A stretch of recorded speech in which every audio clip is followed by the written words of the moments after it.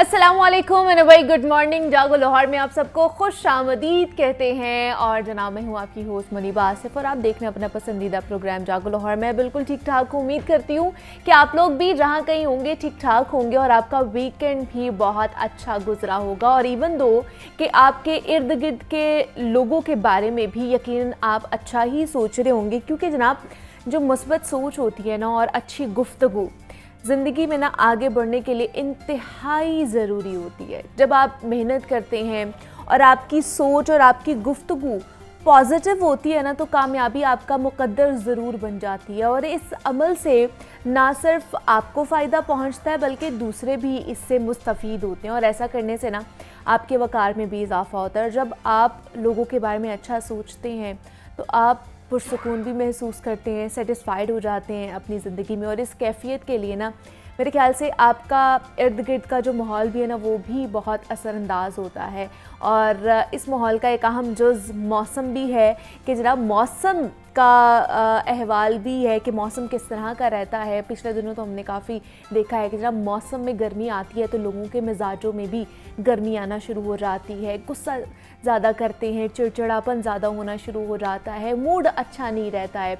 लेकिन जैसे जैसे मौसम बेहतर होता है या बारिश बरसती है, बादल बरसते हैं, तो लोगों के मौसम के साथ साथ जरा मूड का मौसम भी जो है वो ठीक होना शुरू हो जाता है, मुस्कुराना शुरू हो जाते हैं लोग और उस मौसम को एंजॉय करना शुरू हो जाते हैं। क्योंकि मौसम में हल्की हल्की खुशगवारियत पाई जाती है, प्लेजेंट सा मौसम होता है, तो हर कोई ये चाहता है कि अच्छे मूड के साथ, खुशगवार मूड के साथ जो है ना ये टाइम स्पेंड किया जाए। जिस तरह गर्मी बढ़ती है तो पारा भी हाई होना शुरू हो जाता है। तो मंडे मॉर्निंग है, नया दिन है, नया अज़्म है, तो हमेशा की तरह हमें यही कोशिश करनी चाहिए कि जनाब अच्छे मूड के साथ, अच्छी एनर्जी के साथ पॉजिटिव रहें और पॉजिटिविटी फैलाते जाएं। जितनी पॉजिटिविटी आप फैलाएंगे ना, आप ये समझें कि आपके अंदर या आपके सामने भी वही चीज़ें आएंगी। कहते हैं ना कि जब आप किसी के लिए गड्ढा खोदते हैं या किसी के लिए बुरा सोचते हैं तो वो कहीं ना कहीं आपके साथ भी ऑटोमेटिकली होना शुरू हो जाता है। तो इसलिए लोगों के लिए अच्छा सोचने की कोशिश करें, पॉजिटिव रहें और दूसरों को भी पॉजिटिव रहने की तलकीन करें। अभी आगे बढ़ते हैं, कुछ महंगाई के हवाले से बात कर लेते हैं। जनाब पहले ही महंगाई ने जीना दोबर कर दिया है। वो पेट्रोल की कीमत हो जाए, वो डॉलर की कीमत हो जाए, या फिर जनाब आप ख़रीदो फ़रोख्त के लिए मार्केट में जाते हैं, सब्जियों की कीमतें और फलों की कीमतें हो जाएं, तो आजकल जनाब आटा और चीनी भी महंगा ही आपको मिल रहा है। और चीनी जो है वो तारीख की बुलंद तरीन सतह पर पहुंच चुकी है। 175, 180, 185 रुपए किलो आपको चीनी दस्तयाब है। तो जनाब क्या सूरत हाल है? इंतज़ामिया इस हवाले से रिलीफ देने से क्यों कासर है, क्यों नाकाम नज़र आ रही है? जान लेते हैं। इमरान अकबर नुमाइंदा लाहौर न्यूज़ टेलीफोन लाइन पर हमारे साथ मौजूद हैं, उनसे जानते हैं कि चीनी की जनाब क्या सूरत हाल है और फैसला जो है अब मिल्स मालिकान के हाथों में है कि वो किस कीमत पर चीनी और आटा फ़रोख्त करेंगे। इमरान आपको वेलकम कहती हूँ जागो लाहौर में। इमरान बताइएगा ये आटा और चीनी की क्या सूरत हाल है और इतनी महंगी चीनी क्यों बेची जा रही है? देखिए मुनीबा से बहुत शुक्रिया और सुबह बखैर। आज का सबसे बड़ा इशू ही चीनी है और चीनी जो है वो कोयटा में इस वक्त 220 रुपए किलो तक पहुंच चुकी है। और इसके बाद जो है लाहौर जो आता है मेन मॉडल शहर है और यहाँ पे 170, 175 तक फी किलो चीनी इस वक्त शहर में फरोख्त की जा रही है। और कई जगहों पे चीनी की किल्लत का खदशा जो है जाहिर किया जा रहा है, ताकि जो सिट्टाबाज हैं उन्होंने चीनी जो है शहर से उठाना शुरू कर दी है, ताकि अब एक्सपोर्ट पर पाबंदी लग गई है और इंपोर्ट के लिए जो है ये अब भागदौड़ जारी है। और इक़्तिसादी राब्ता कमेटी में तकरीबन आज से 3 से 4 माह पहले जो है वो एक्सपोर्ट के हवाले से जो मंजूरी ली गई और वफाकी गवर्नमेंट ने चीनी तो एक्सपोर्ट कर डाली और ये कहा कि क्रशिंग सीजन के आने से पहले तक हमारे पास जो चीनी स्टॉक में होती है वो हमारे पास वाफर है।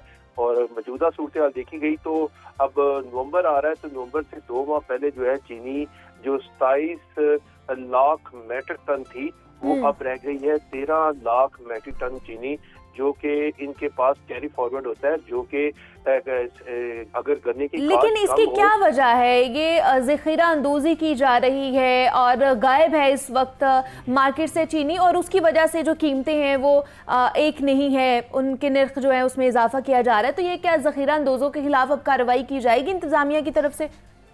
देखिए मुनीबा, ये इशू ही हमने उठाया था 30 अगस्त को और अच्छा। बता दिया था कि मार्केट से चीनी जो है वो गायब होना शुरू हो जाएगी। सही। और यही चीनी जो है शहरियों को 220 रुपए किलो तक मिलेगी।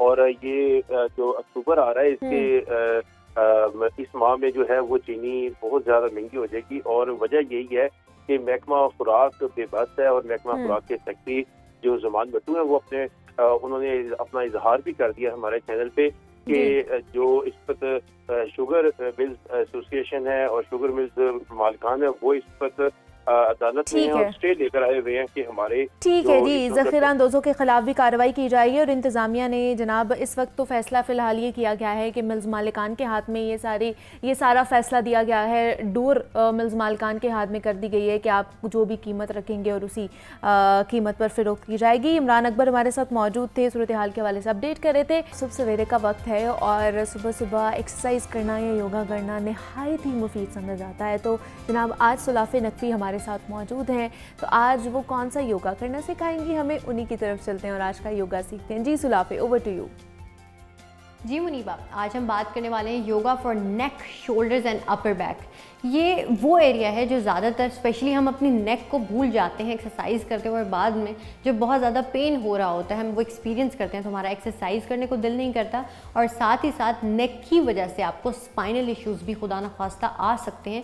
इसीलिए इसकी स्ट्रेंथनिंग, इसकी टोनिंग और साथ ही साथ आपके शोल्डर्स और आपके जो अपर बैक हैं उसकी टोनिंग भी बहुत ज़्यादा ज़रूरी होती है, क्योंकि अक्सर एक्सरसाइजेज़ में ये टारगेट हो तो रहा होता है लेकिन लोग इस पर एक्स्ट्रा काम करना चाहते हैं कि हमें बताओ कि स्पेसिफिकली इस एरिया की एक्सरसाइज किस तरह से की जा सकती है। लेकिन सबसे पहले आप अपने आप को एक सजेशन देंगे जो कि ऑब्वियसली पॉजिटिव होगा कि माय माइंड इज़ काम।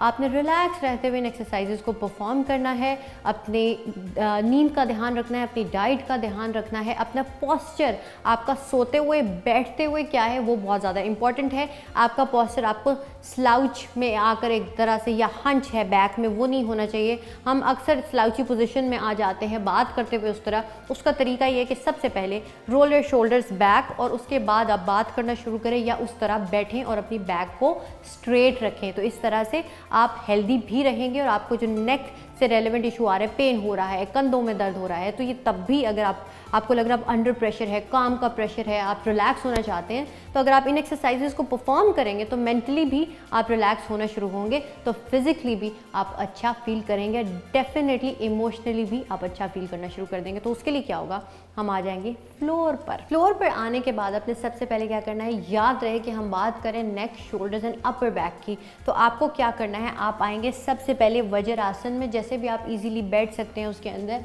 आप उस तरह से आ गए उस पोजीशन में। आपने अपनी टिप्स का इस्तेमाल करना है, जो फिंगर टिप्स हैं आपने आराम आराम से इस तरीके से पीछे जाना है, और जहाँ तक आप रिलैक्स होकर इस पोजीशन में रह सकते हैं, नेक को थोड़ा सा पीछे करेंगे, बहुत ज़्यादा पीछे को नहीं करना, वो पेन स्टार्ट हो जाएगा। इसके अंदर आपने रिलैक्स बस यहाँ पर रहना है और 5 ब्रेथ्स तक आपने होल्ड करना है। 5 ब्रेथ्स मीन्स इनहेल और आपकी जो एक्सहेलेशन है वो शामिल होगी, और उसके बाद आपने इस पोस्चर को रिलीज़ कर देना है और स्ट्रेट बैठ जाना है। उसके बाद नेक्स्ट चीज़ की तरफ आपने मूव कर जाना है। इसके अंदर आपने क्या करना है, सबसे पहले यहाँ आपने अपने बाजू को थोड़ा सा स्ट्रेच किया, इस तरह से लॉक किया। लॉक करने के बाद यहाँ नेक अपवर्ड्स रखने के बाद आपने इस पोजीशन को रिलीज़ कर देना। आप चाहें तो आप फॉरवर्ड बेंड भी कर सकते हैं, लेकिन अभी एक्सरसाइजेज ज़रा कुछ और होंगी। आपने क्या किया, नॉर्मल जो हम स्प्लिट करते हैं जिसे हम स्पाइनल स्प्लिट कहते हैं, आपने अपना एक हाथ अपने नी पर रखा और एक हाथ फ्लोर पर रखने की कोशिश की। अब यहाँ जिस तरह हम पहले टिप्स पर ही रहे थे, अभी भी हम टिप्स पर ही रहेंगे, और लेकिन केयरफुली आपने सामने देखा और सामने देखने के बाद अपनी नेक को थोड़ा सा अप एंड डाउन। ये पोजीशन आपकी नेक के लिए बहुत ज़्यादा अच्छी। वो लोग जो इसका पेन एक्सपीरियंस कर रहे होते हैं या थके होते हैं और आपका दिल करता है कि आप अपनी नेक पकड़ के बैठ जाएं, कि किसी तरीके समटाइम्स ऐसा होता है कि आपका सिस्टम पर बहुत काम है, और आप बैठे एक तरफ बस एक पोस्चर में, आपको नहीं पता चल रहा कि आपकी नेक बहुत ज़्यादा नीचे थी, फ़ोन यूज़ किया, बहुत ज़्यादा नेक नीचे थी और उसके बाद पेन निकल आया, तो उसमें आपके लिए सबसे ज़्यादा आसान ये होगा कि आपने स्पाइनल ट्विस्ट किया और नेक को अप एंड डाउन। इसके अलावा आप रोटेट भी कर सकते हैं, यानी रोटेशन सिंपल। अगर आप बिगिनर हैं तो आप हाफ रोटेशन से शुरू करेंगे, अदरवाइज़ कंप्लीट जो इसकी रोटेशन हम करते हैं आपने वो चीज़ की, और उसके बाद लेफ़्ट एंड राइट आपने इस तरह से परफॉर्म इसको करना है। हर चीज़ जो मैं बता रही हूँ आपने उसको 10 से 15 दफ़ा आप इसको परफॉर्म कर सकते हैं, या 15 सेकंड तक इस चीज़ को आप परफॉर्म कर सकते हैं। इसके अलावा जिस तरह हम W ड्रॉ करेंगे, किस तरीके से आपने अपने हाथों को सिंपल इस तरीके से ले आए, इनहेल किया, जैसे ही एक्सहेल करेंगे तो आप अपने यहाँ पर ड्रॉ करेंगे W, यानी कि आपने अपनी बैक पर थोड़ा सा स्ट्रेन लेकर आना है, स्ट्रेच उसमें चाहिए, इसलिए हम बात कर रहे हैं बैक की और शोल्डर्स की भी, साथ ही आपने यहाँ पर इसलिए इसको W ड्रॉ करना कहते हैं। आपने इसको 12 से 15 दफ़ा परफॉर्म किया और उसके बाद आप नेक्स्ट एक्सरसाइजेज की तरफ जो है आपकी वो मूव कर जाएंगे। अब इसमें क्या होगा, आपने अपने हाथों को इस तरीके से रखा, इसमें ये होगा कि आप अपने वज्रासन में रहें या लेग्स को फोल्ड कर लें, जैसे भी आपके लिए आसान है। उसके अंदर होगा क्या कि आपने अपने हाथों को इस तरीके से रख के, ये बैक के लिए बहुत ज़्यादा इम्पॉर्टेंट है कि आपका यहाँ पर जो बैक फैट है वो भी टारगेट होगा, और इस तरीके से आपने 12 से 15 की रेपिटेशन के साथ 2 से 3 दफ़ा 2 से 3 सेट्स में आप इसको परफॉर्म कर सकते हैं। इसके अलावा आप क्या कर सकते हैं, हम शोल्डर्स की चूँकि बात कर रहे हैं तो शोल्डर श्रग जब आप कर रहे होंगे तो आपने स्पीड के साथ, यानी रैपिडली आपने जो अपनी ब्रीदिंग को, उसके पैटर्न को आपने उस तरह रखना है। यानी आपने जैसे शोल्डर श्रग किया, इनहेल करके, लेकिन शुरू में अगर आपने वार्म अप किया हुआ है तो आप इसको स्पीड के साथ परफॉर्म कर सकते हैं, अदरवाइज आप स्लोली इसको परफॉर्म करेंगे, इनहेल एंड एक्सहेल। साथ ही आप सर्कुलर जो इसकी मोशन है, सर्कुलर मोशन में इसको बैकवर्ड्स और आप फॉरवर्ड इसको इस तरह से परफॉर्म कर सकते हैं। अगर आप चाहें इसको थोड़ा सा इंटेंस बनाना तो आपने इस तरीके से खुद को बिल्कुल आप सामने लेके फॉरवर्ड बेंड। अगर आप बिगिनर हैं तो आप अपना सामने कोई भी कुशन या कोई भी योगा ब्लॉक रख सकते हैं ताकि आप वहाँ पर अपना सर रख सके, आपके लिए आसान हो जाए। वो लोग साथ साथ में बेली फैट भी टारगेट कर सकते हैं। जैसे आप फॉरवर्ड बेंड करते हैं तो आपका जो फैट है वो टारगेट होना शुरू हो जाता है, स्पेशली आपका विशुअल फैट, यानी कि जो ऑर्गन्स पर भी आप समझ ले जम चुका होता है और हम कहते हैं उसको कैसे बर्न करना है। तो ये एक्सरसाइजेस उसमें भी आपको हेल्प कर सकती हैं। इसके अलावा जो आपके नॉर्मल जो आपके सर्कल्स होते हैं, या अगर आपको सर्कल मुश्किल लग रहे हैं कि मैं तो पहले ही टेंशन में हूँ और मेरे लिए मुश्किल है, तो आपने हाथों को रिलैक्स रखा, ज़्यादा आपने यहाँ पर इस तरीके से इसको प्लेस नहीं करना, रिलैक्स रखते हैं बिल्कुल फ्रीली। आपने इस तरह से एक दफ़ा समझ लें कि ये आपकी स्ट्रेचिंग है, आपने उस तरह से उसको परफॉर्म किया और उसके बाद नेक को साइड एंड साइड इस तरीके से एक चीज़ को स्विच करते हुए जाएंगे। आपको फील होगा कि जो एक स्ट्रेन था आपकी नेक में और पेन था आपको फील हो रहा था, वो भी जाना शुरू हो जाएगा और टोनिंग भी होना शुरू हो जाएगी। इसके अलावा आप अगर मेडिटेशन करना चाहते हैं तो इनहेल एंड एक्सहेल पर बस ध्यान देंगे, अपने बैक को आप स्ट्रेट रखेंगे। वही बात, नेक और बैक का बहुत ख्याल रखना है, आप उसको स्ट्रेट रखेंगे, इनहेल करते रहेंगे और एक्सहेल करते रहेंगे और सांस पर फोकस करेंगे। आई होप कि आपको हमारा ये योगा भी पसंद आया होगा, जो आपकी नेक, शोल्डर्स और अपर बैक के लिए था, उसकी टोनिंग के लिए भी था। और अगर आप बहुत ज़्यादा काम के प्रेशर में हैं, रिलैक्स होना चाहते हैं, तब भी आप इसको परफॉर्म कर सकते हैं। मुझे और जागो लाहौर को आपके फीडबैक का बहुत इंतजार रहेगा और मेरी तरफ से आपको हमेशा की तरह इस जर्नी के लिए भी बेस्ट ऑफ लक गाइस। बिल्कुल ऐसे ही जनाब, आप लोगों के फीडबैक का हमें इंतज़ार रहता है कि आप लोगों को पसंद आ रही है कोई चीज़ तो आप उसके बारे में ज़रूर फीडबैक दीजिए, और अगर कोई चीज़ नहीं भी पसंद आ रही है और आप लोग चाहते हैं कि उसमें इम्प्रूवमेंट आए तो आप उस हवाले से भी हमें बता सकते हैं। तो सुलाफ़े हमारे साथ मौजूद थी। सुलाफ़े, आज के लिए आपका बेहद शुक्रिया। आगे बढ़ते हैं और जनाब कहते हैं ना कि पाकिस्तान में टैलेंट की कमी नहीं है, कमी है तो शायद सिर्फ वसाइल की और लोगों को जो नहीं मिलते हैं, और ख़ासतौर पर जो हमारे आर्टिस्ट हैं, जो हमारे टैलेंटेड लोग हैं, उन्हें नहीं मिलते हैं। तो आज एक ऐसे ही आर्टिस्ट से, मिनिएचर आर्टिस्ट से आप लोगों की मुलाकात मैंने करवानी है। हमने बहुत ऐसा आर्ट देखा है, आपने दीवारों पे आर्ट होता हुआ देखा होगा, कपड़ों पे, बाकी चीज़ों पे आर्ट होता हुआ देखा है, लेकिन एक सिक्के पर जो पेंसिल का सिक्का होता है उसके ऊपर आपने क्या मुख्तलिफ़ चीज़ें बनी हुई देखी हैं। बहुत मुश्किल है ये कि एक बिल्कुल छोटा सा जो टिप है पेंसिल की, जिसको सिक्का कहा जाता है, उसके ऊपर लोग कैसे आर्ट कर सकते हैं और कैसे कोई चीज़ बना सकते हैं, बिकॉज़ वो बहुत महारत का काम है और बहुत मुश्किल टास्क है, बहुत फोकस रहना पड़ता है और कितनी प्रैक्टिस इसके लिए करनी पड़ती है। आज एक ऐसे ही आर्टिस्ट से हम आपकी मुलाकात करवाने वाले हैं। तो जनाब एहसन क़य्यूम हमारे साथ मौजूद हैं और इन्होंने रिसेंटली वर्ल्ड रिकॉर्ड बनाया है, बिकॉज़ अभी अगस्त का महीना गुजरा है, आज़ादी का महीना गुजरा है और उसमें इन्होंने 76 लिखा था पेंसिल के सिक्के के ऊपर। तो उनसे जानते हैं कि कितना उनका ये करियर का जो सफ़र है किस तरह का रहा और 76 जो उन्होंने लिखा था और उसके पीछे की जो मेहनत थी, कितनी देर लगी है उनको 76 लिखने में और कितनी चीज़ें जो है वो पेंसिल के सिक्के के ऊपर बना चुके हैं। तो ऐसा आपको वेलकम कहती हूँ जागो लाहौर में। वेरी गुड मॉर्निंग, कैसे हैं आप? ठीक ठाक जी, अल्लाह का शुक्र, फर्स्ट क्लास। हाँ, ऐसा सबसे पहले तो वो जो आपने वर्ल्ड रिकॉर्ड बनाया है, कॉन्ग्रेचुलेशंस। Thank you। और दूसरा ये कि 76 आपने बनाया था पेंसिल के सिक्के के ऊपर। तो वो एक तो गिफ्ट मेरे ख्याल से आपने पाकिस्तान के लिए बनाया है, क्योंकि 76 हमारा यौम आज़ादी था। तो उसके पीछे की कहानी बताइए। दूसरा ये कि कितनी देर लगी है उसको बनाने में और कितनी पेंसिल्स आपने ज़ाया की थी? जैसे कि I am a miniature artist, जी, तो जी। मेरा जो मीडियम है वो पेंसिल है। पेंसिल के सिक्के को तराश के मैं डिफरेंट आर्ट पीसेस बनाता हूँ।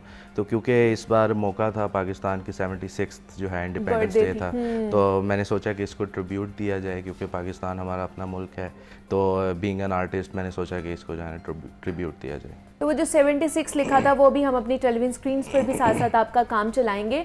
तो वो कितनी देर में वो बना और क्या क्या उसके पीछे, मतलब कितनी पेंसिल्स जो थी उसके ऊपर आपने पहले बनाया, प्रैक्टिस की और देन जाके उस पर बनाया, ये फर्स्ट अटेम्प्ट में ही बन गया था? इट्स बिन 7 इयर्स में ये काम कर रहा हूँ, तो अब बहुत ज़्यादा प्रैक्टिस हो गई है। तो ये फर्स्ट गो में मेरा बन गया। अच्छा, फर्स्ट अटेम्प्ट में ही बन गया था? वाह जी वाह, माशाल्लाह। मतलब इसका मतलब कि आपका इतना ज़्यादा ऑलरेडी आपने प्रैक्टिस की हुई है कि फर्स्ट अटेम्प्ट में ही बन गई है आपकी। तो वो कितनी देर में बनी थी? तो it took about 4 to 5 hours। अच्छा, 4 to 5 hours। वो डिज़ाइन करने में थोड़ा सा, वो रिसर्च करने में, क्योंकि थोड़ा सा वो डिज़ाइन मैंने लिखा है उसको 76, तो उसमें थोड़ा टाइम तो वो कैसे देखा कि मतलब वो एक ही सिक्के के अंदर हमें 6 भी नज़र आ रहा है और 7 भी बना हुआ है, तो वो कैसे माइंड में आया वो चीज़? डिफरेंट आइडियाज़ मिलते रहते हैं इंस्टाग्राम से, पिंटरेस्ट से, डिफरेंट सोशल मीडिया प्लेटफॉर्म से इंस्पिरेशन मिलती रहती है, तो उसके अकॉर्डिंग मैंने बनाया। तो जब आपने वो उसको पब्लिक किया और अपने सोशल मीडिया हैंडल्स पे लगाया, तो लोगों का फीडबैक कैसा आया? बहुत ज़्यादा पजीराई मिलती है, लोग बहुत ज़्यादा अप्रिशिएट करते हैं। और क्योंकि एक हिब्बुल वतनी का जो है ना, मैंने उसमें बीइंग एन आर्टिस्ट मैंने सबूत दिया कि यार हमें भी ट्रिब्यूट देने चाहिए बीइंग एन आर्टिस्ट। तो ये वर्ल्ड रिकॉर्ड अब आपने बना लिया है 76 लिख कर, तो उसका कितना खुशी हो रही थी आपको? Actually it's not a world record. World record जो है मेरे 2 गिनेस वर्ल्ड रिकॉर्ड बने हुए हैं, वो किसी और चीज़ के ऊपर। ओके, यस, इसके नहीं है? ये 76 वैसे ट्रिब्यूट पे पेश किया था मैंने। अच्छा, तो अभी तक कितनी पेंसिल्स पर आप क्या क्या चीज़ें बना चुके हैं? डिफरेंट आर्ट पीसेस बनाए हैं, जैसे कि मैंने बताया 7 साल हो गए मैं डिफरेंट आर्ट पीसेस बना रहा हूँ। तो उसके ऊपर पाकिस्तानी मैप मैंने बनाया था।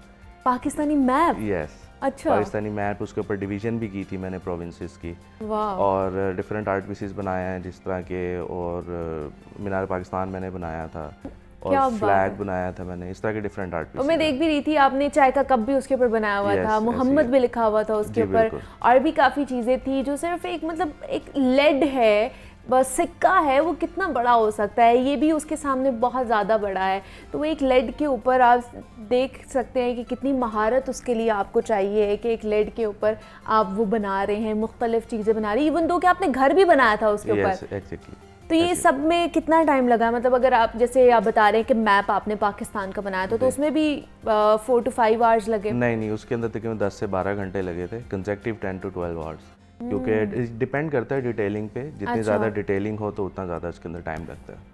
नहीं तो वो उसमें भी फर्स्ट अटेम्प्ट में ही कर लिया था नहीं, आपने? उसमें 2-3 अटेम्प्ट्स मुझे करनी पड़ी थी, क्योंकि बहुत ज़्यादा डिटेल्ड काम हो गया था, तो उसमें मुझे अटेम्प्ट्स करनी पड़ी थी।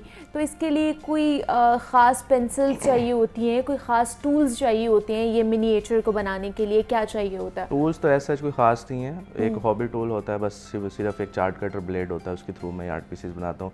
पेंसिल्स में डिफरेंट टाइप की यूज़ करता हूँ, क्योंकि मेरी इसके ऊपर काफ़ी ज़्यादा रिसर्च हो चुकी है।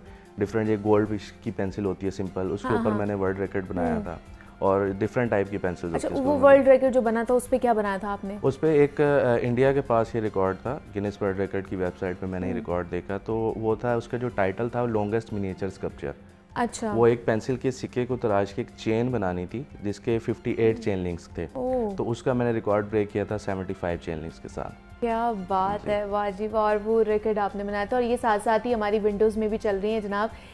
ये एहसन का काम है, और ये देख सकते हैं कि अच्छा आपने हथौड़ी भी बनाई है, वाह जी वाह, क्या बात है।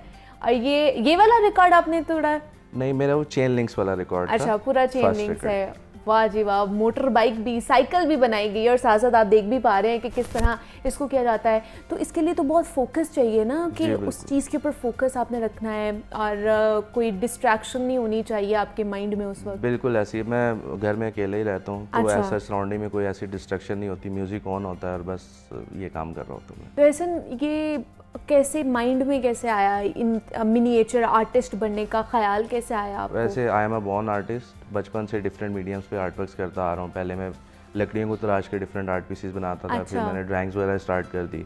तो देन 2015 में इंटरनेट पे एक रशियन आर्टिस्ट है, उसका काम मैंने देखा, तो उससे मैं बहुत ज़्यादा इंस्पायर हुआ। देन मैंने मीडियम अपनाया पेंसिल, इसके ऊपर मैंने तराश के डिफरेंट आर्ट। तो ये खुद से सीखा आपने, या कहीं से क्लासेस ली, या यूट्यूब से मदद ली? I am a self artist, क्योंकि सारा जो है ना खुद प्रैक्टिस, सेल्फ टॉट है आप, खुद से सारा एक्सप्लोर किया है, सारी चीज़ें की है।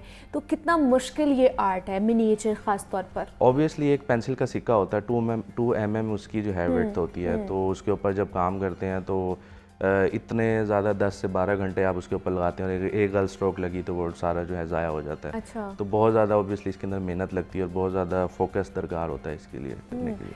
तो एक तो आपका ये वाला है पेंसिल्स के ऊपर, आप एक खासा है आपका स्पेशलिटी है। इसके अलावा कौन कौन से आर्ट्स जो है वो बनाते हैं आप? इसके बाद दूसरा जो मेरा गिनीज वर्ल्ड रिकॉर्ड था वो मैंने अचीव किया, वो जिस तरह कि मेरा मीडियम है पेंसिल। हाँ जी। तो पेंसिल को ही तराश के उसको जो लकड़ी होती है उसको अंदर से हॉलो करके मैंने एक वैक्यूम क्लीनर बनाया था, फंक्शनल वैक्यूम क्लीनर। अच्छा। तो उसकी जो लेंथ थी वो 13 मिलीमीटर है, जस्ट 13 मिलीमीटर, मतलब बहुत ही टाइनी होगा वो तो। जी बिल्कुल, ½ इंच। अच्छा। तो वो मेरा सेकंड गिनीज वर्ल्ड रिकॉर्ड था। वाह जी वाह। और वो वाकई मतलब काम करता था, और जिस तरह बड़े स्केल पे वैक्यूम क्लीनर होता है उसी तरह वो स्मॉलर स्केल पे और बिल्कुल फंक्शनल है। फंक्शनल है। तो इसके अलावा कोई अभी है माइंड में है कि मैंने अब जो थर्ड जो है वो तोड़ना है, गिनीज वर्ल्ड बनाना है, उस पर क्या करना है? मैंने मेरी एप्लीकेशन भी अप्रूव हो चुकी है। अच्छा। लेकिन उसके लिए मेरे थोड़े से फाइनेंशियल रिसोर्सेज रिक्वायर्ड होंगे, तो वो गवर्नमेंट की तरफ से अगर कोई सपोर्ट मिले तो मैं उसको भी अचीव कर सकता हूँ। तो उसके लिए क्या मतलब क्या सोचा है, आइडिया क्या है जिसके ऊपर आपको अभी मैं सपोर्ट चाहिए? डिस्क्लोज नहीं कर सकता, क्योंकि जब वो थर्ड वर्ल्ड रिकॉर्ड अचीव हो जाएगा तो फिर मैं पब्लिकली डिस्क्लोज फिर वो बताएंगे।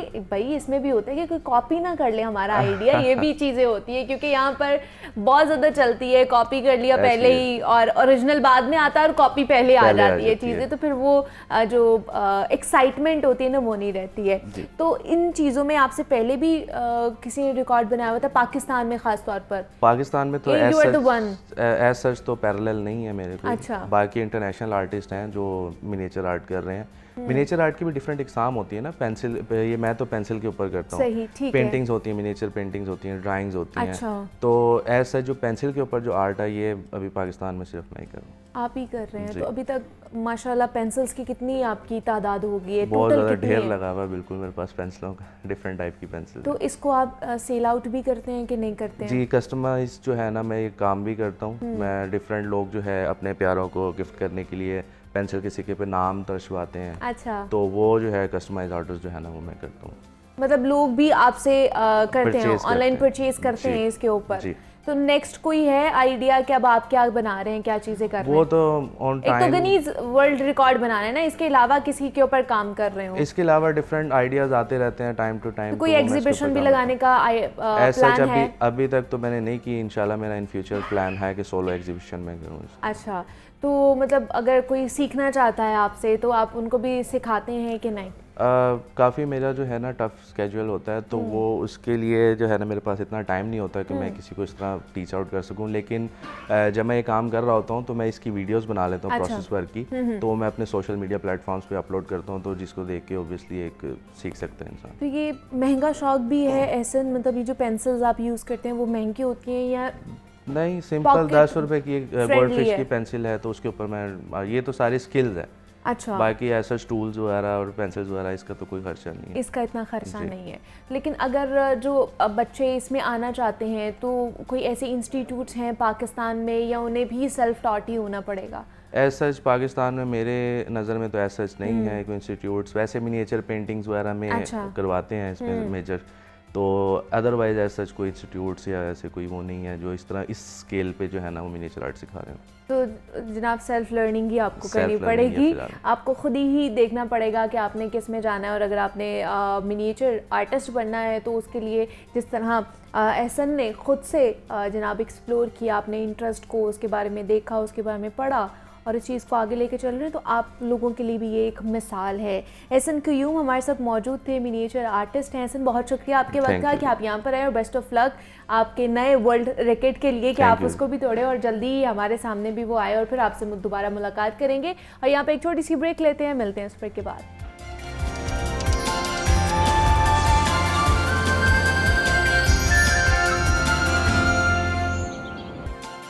वेलकम बैक टू जागो लाहौर। जनाब आप कुछ बात कर लेते हैं किताबों के हवाले से। प्रोफेसर अहमद हमाद साहब हमारे साथ मौजूद हैं और वो कौन सी किताब से हमारा और आपका तारुफ करवाने वाले हैं, तो उन्हीं की तरफ चलते हैं। जी अहमद साहब बताइए हमें।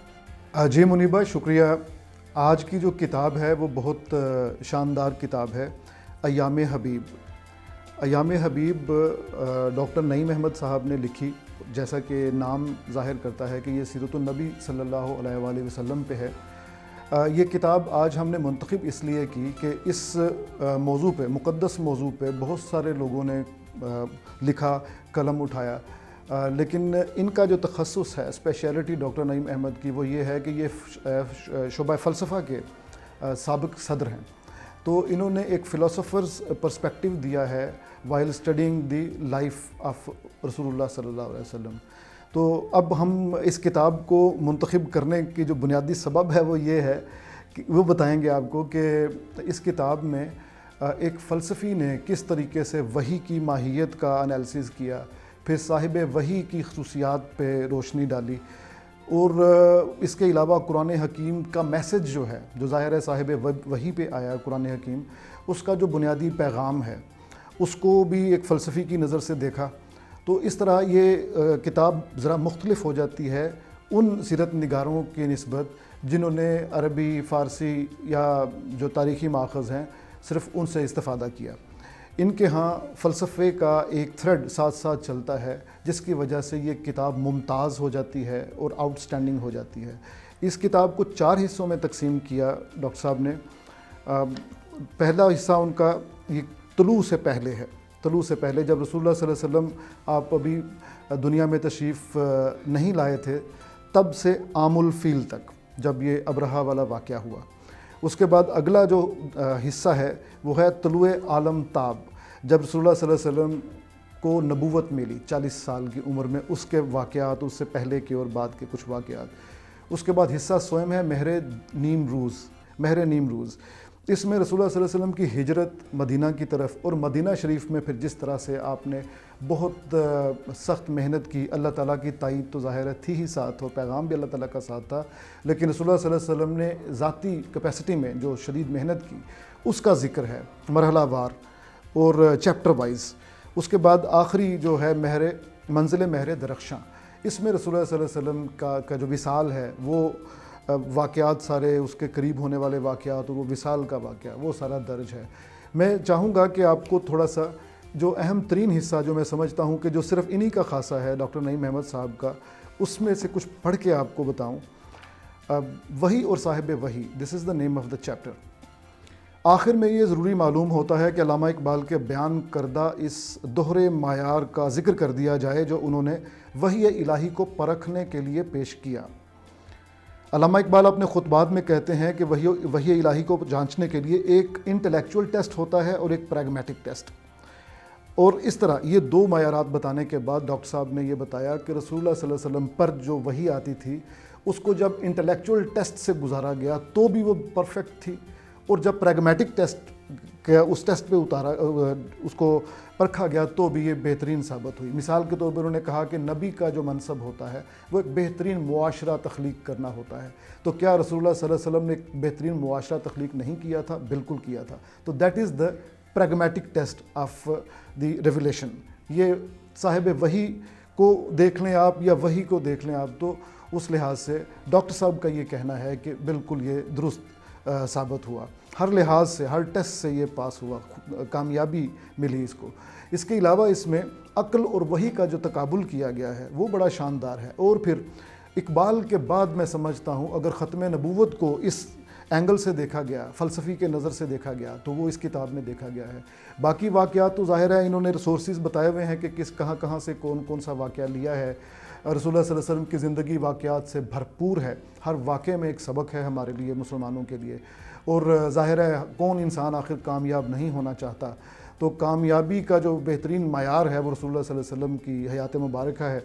तो लेकिन उस पर इल्मी अंदाज में नज़र डालना हम जैसे तालिब इल्मों के लिए बड़ी ही दिलचस्पी का बायस होता है।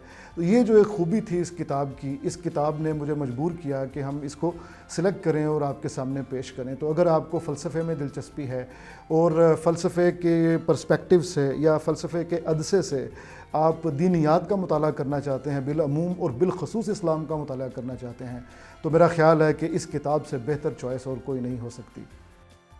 और जनाब प्रोफेसर अहमद हमाद साहब हमारे साथ मौजूद थे। अयामे हबीब किताब का नाम है और उसका तारफ़ उन्होंने हमारे साथ कराया है। तो जनाब जो लोग मज़हब के बारे में, इस्लाम के हवाले से पढ़ना चाहते हैं तो उनके लिए इस किताब का मुतालिया करना मेरे ख्याल से बेहद ज़रूरी होगा और बड़ा फ़ायदेमंद भी साबित होगा।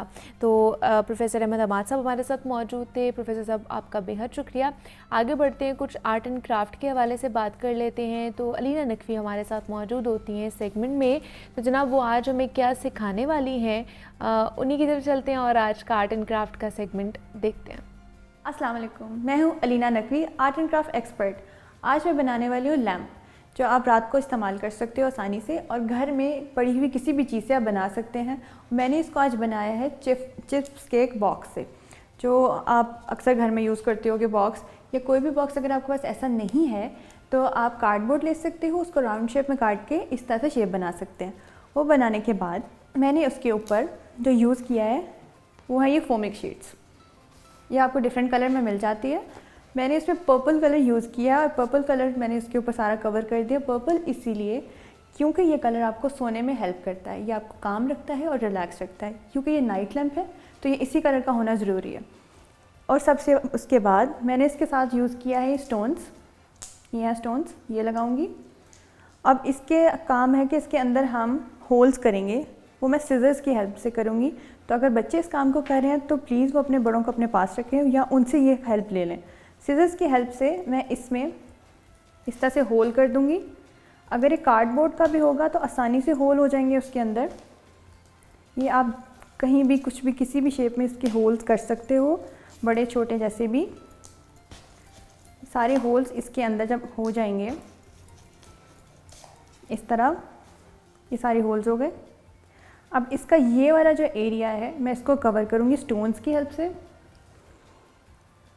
यहाँ पे मैं स्टोन्स लगाऊंगी, आप चाहो थ्रेड लगा सकते हो, स्टोन्स लगा सकते हो कुछ भी जो आपको डेकोरेशन के लिए अच्छा लगे। इससे मैं इस तरह स्टोन लगाती जाऊंगी इस तरह। और जब ये रेडी हो जाएगा तो ये इस तरह दिखेगा। इससे मैंने सारे होल्स किए थे, ये सारे स्टोन्स लगा दिए थे, इस तरह ये रेडी हो गया। अब लास्ट में क्योंकि ये लैम्प है तो लाइट के बगैर तो हो नहीं सकता, इसलिए लास्ट में मैंने इसके ऊपर ये फेक कैंडल यूज़ किया। ये आप इसके अंदर इस तरह रखोगे तो आपका क्यूट सा प्यारा सा लैम्प रेडी हो जाएगा बहुत ही आसानी से। मैं उम्मीद करती हूँ आपको ये लैम्प बहुत अच्छा लगा होगा और आप इसे घर में ट्राई भी करेंगे। आज के लिए सिर्फ इतना ही। सी यू नेक्स्ट टाइम। अल्लाह हाफिज़। और जनाब अलीना नकवी हमारे साथ इस सेगमेंट में मौजूद थी, जिसमें जनाब हम आपको बताते हैं कि आपने किस तरह अपने घर की जो फालतू चीज़ें हैं जो हमें लगती हैं कि ये अब वेस्ट हो चुकी हैं, उनसे हम कितनी कारामद चीज़ें बना सकते हैं। तो आज उन्होंने नाइट लैम्प बनाना सिखाया है और बड़ा ही आसान तरीका है कि जनाब आपने एक कार्डबोर्ड लेना है और उसके ऊपर आपने अपने ही कलर्स के, जैसे उन्होंने पर्पल कलर यूज़ किया है कि उसकी वजह से आपको नींद बड़ी अच्छी आती है उस कलर की वजह से, तो आप वो यूज़ कर सकते हैं। तो आप कोई भी अपनी मर्ज़ी का, अपने पसंद का जो है वो कलर यूज़ कर सकते हैं। तो आप ये नाइट लैम्प मेरे ख्याल से ज़रूर बनाइएगा, अपने बच्चों को भी बनाना बनाना सिखाइएगा और फिर हमें इसका फीडबैक भी दीजिएगा। अलीना नकवी हमारे साथ मौजूद थी। अलीना, आपका बेहद शुक्रिया। आगे बढ़ते हैं, कुछ महंगाई के हवाले से जान लेते हैं कि जनाब जो वीकली रिपोर्ट आती है हर हफ्ते के बाद, उसमें महंगाई की शरह कहाँ तक पहुँची है और बताया ये जा रहा है कि जो महंगाई बढ़ती जा रही है उसकी वजह है जनाब डॉलर, जो कि किसी एक कीमत पर जो है ना वो स्टैंड नहीं कर रहा, उसकी कीमत मुस्तहकम नहीं रह रही है, रोज़ाना की बुनियाद पर उसकी कीमत में इजाफा ही हो रहा है। तो जनाब आइए मज़ीद क्या अहवाल है महंगाई का, वो इस रिपोर्ट में जानते हैं। डॉलर के मुकाबले में रुपया संभल न सका। रुपया हर रोज नई कम तरीन हद तक पहुँच रहा है। बैंकों से सार्फिन की डॉलर तलब पूरी न हो सकी। ओपन मार्केट में डॉलर गायब होने लगे। हफ्ता भर में ओपन मार्केट में डॉलर 332 रुपए तक पहुंच गया। ओपन मार्केट में डॉलर की कदर में 15 रुपए तक का इजाफा हुआ। कारोबारी हफ्ते के आगाज पर ओपन मार्केट डॉलर रेट 317 रुपए तक रहा। हफ्ता भर ओपन मार्केट में डॉलर की तलब बढ़ती रही। इंटरबैंक डॉलर रेट में 4 रुपए 47 पैसे का इजाफा हुआ। कारोबारी हफ्ते में इंटरबैंक डॉलर रेट 305 रुपए 47 पैसे तक पहुँच गया। मार्केट जराये के मुताबिक स्टेट बैंक और दीगर बैंक सार्फिन की डॉलर तलब पूरी नहीं कर पा रहे। ओपन मार्केट में खरीदारी बढ़ने से डॉलर की किल्लत होने लगी। डॉलर की तलब और रसद का फर्क गैर मामूली तेजी का बायस है। ओपन मार्केट में मजीद तेजी के इम्कान पर डॉलर होल्ड भी किया जा रहा है। जाहिद आबिद, लाहौर न्यूज। और जनाब ये डॉलर के हवाले से आप लोगों ने रिपोर्ट मुलाहिजा फरमाई है। आगे बढ़ते हैं अपने प्रोग्राम में और कुछ बात कर लेते हैं डायबिटीज़ के हवाले से और ख़ासतौर पर सेहत के हवाले से, क्योंकि डायबिटीज़ का मर्ज बढ़ता ही जा रहा है और हर घर में जनाब किसी एक फ़र्द को ज़रूर डायबिटीज़ है या शुगर जिसको कहा जाता है आम अल्फाज में। और इसमें पेशेंट्स को जनाब परहेज़ करने को कहा जाता है कि मीठी ग़िज़ा नहीं खानी है, जितना भी मीठी चीज़ें वो उनसे परहेज़ करना है, इंसुलिन का इस्तेमाल करना है। लेकिन बहुत सी ऐसी चीज़ें हैं जो हम सही तरीके से उनको यूज़ नहीं कर रहे होते हैं। ख़ासतौर पर जिस तरह मैंने इंसुलिन की बात की है कि इंसुलिन का इस्तेमाल बहुत से लोगों को नहीं पता होता है क्योंकि वो डॉक्टर के पास नहीं जाते हैं अपना चेकअप कराने के लिए रेगुलरली। तो आज हम इस पर बात करेंगे, इंसुलिन के हवाले से डायबिटीज़ के पेशेंट्स क्यों बढ़ते जा रहे हैं, इस पर थोड़ी सी रोशनी डालने की कोशिश करेंगे और किस तरह इस मर्ज़ को रोका जा सकता है। इस पर बात करने के लिए डॉक्टर मसूद अख्तर शेख साहब हमारे साथ मौजूद हैं, पब्लिक हेल्थ एक्सपर्ट हैं। डॉक्टर साहब आपको वेलकम कहती हूँ जागो लाहौर में, कैसे हैं आप? जी अल्लाह का शुक्र, ठीक। डॉक्टर साहब सबसे पहले तो बताइए, जैसे इंसुलिन के हवाले से मैंने बात की है क्योंकि डायबिटीज़ बहुत ज़्यादा बढ़ती जा रही है और लोगों को शायद ये लगता है कि अगर आपको एक दफ़ा शुगर हो गई है, डायबिटीज़ हो गई है तो आपको फर्स्ट स्टेज पर ही इंसुलिन यूज़ कर लेनी चाहिए या लगा लेनी चाहिए। तो इंसुलिन कब लगानी चाहिए? क्या स्टार्टिंग में ही इंसुलिन यूज़ कर लेनी चाहिए हमें? देखिए, पहली तो बात यह कि आपकी बिल्कुल सही बात है कि आहिस्ता आहिस्ता ज़ियाबितस की जो तादाद है वो ज़्यादा होती जा रही है और ऑलमोस्ट 10% लोगों के अंदर डायबिटीज़ इस पर डिटेक्ट हो रही है जी। अब इसमें दो किस्म की डायबिटीज़ है। एक वो जो बच्चों के अंदर देखी जाती है, बहुत छोटी उम्र के बच्चे इस मर्ज़ का शिकार हो जाते हैं। आम तौर पे तो हम यही देखते हैं कि बड़ी उम्र के लोग 40 प्लस के, 35 प्लस के उनमें होता है।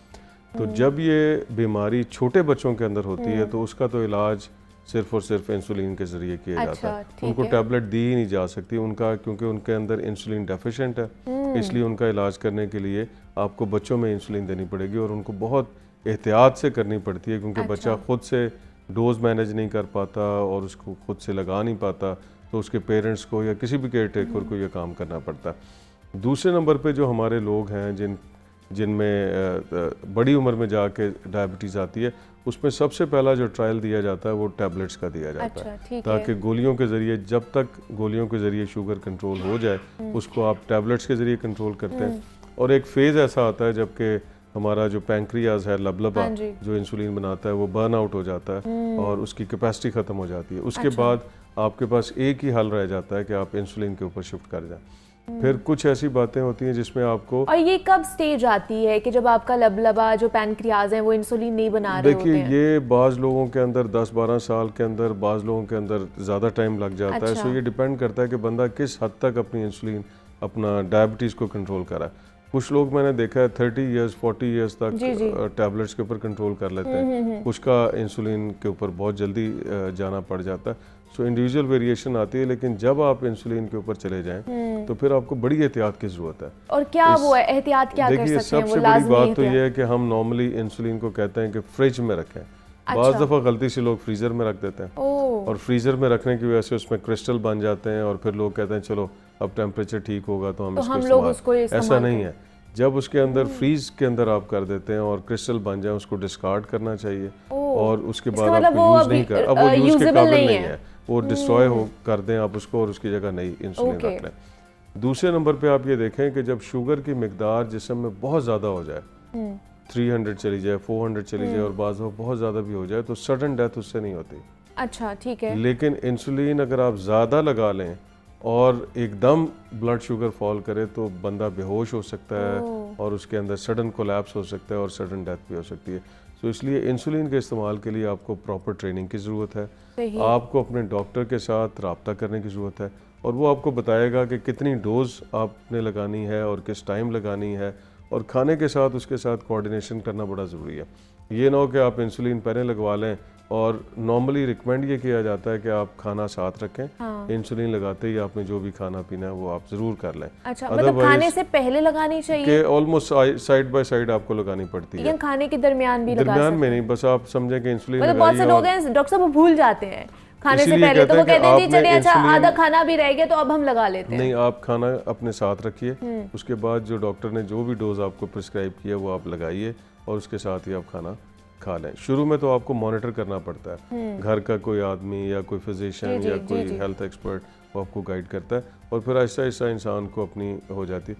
लेकिन इसके बावजूद मैंने देखा है कि कुछ लोगों के अंदर इंसुलिन की वजह से बाज़ दफ़ा उन्होंने ज़्यादा वॉक कर ली है, बाज़ दफ़ा डाइट कम कर ली है, बाज़ दफ़ा उन्होंने रिफाइंड शुगर की बजाय उन्होंने सब्ज़ी और जो आप कहते हैं फ्रूट्स वगैरह का इस्तेमाल कर लिया। तो बाज़ दफ़ा आपको ना इसको इंसुलिन को एडजस्ट करना पड़ता है, डोज एडजस्ट करनी पड़ती है।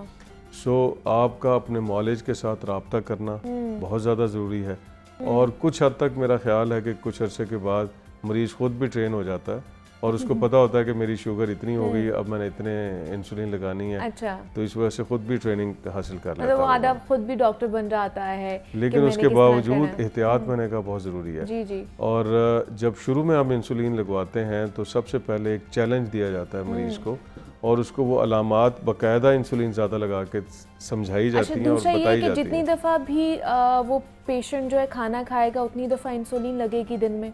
नहीं, ये नॉर्मली डोज पे एडजस्ट कर दिया जाता है। नॉर्मली आप सुबह और शाम उसमें कॉम्बिनेशन ऑफ इंसुलिन होती है जिसको आप मिक्सड या 30-70 कहते हैं। अच्छा। उसके अंदर शॉर्ट एक्टिंग भी है और लॉन्ग एक्टिंग भी है।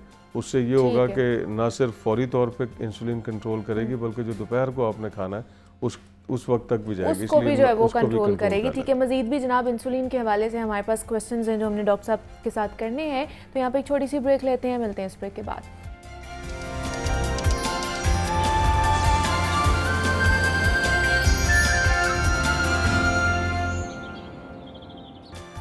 जागो लाहौर में एक मरतबा फिर से आप सबको खुश आमदीद कहते हैं। जनाब हम डायबिटीज़ के हवाले से बात कर रहे हैं और ख़ास तौर पर इंसुलिन के हवाले से कि जनाब जिन लोगों को इंसुलिन लगती है उन्हें अपना ख्याल किस तरह रखना चाहिए और कौन कौन से प्रिकॉशनरी मेजर्स लेने चाहिए उन्हें।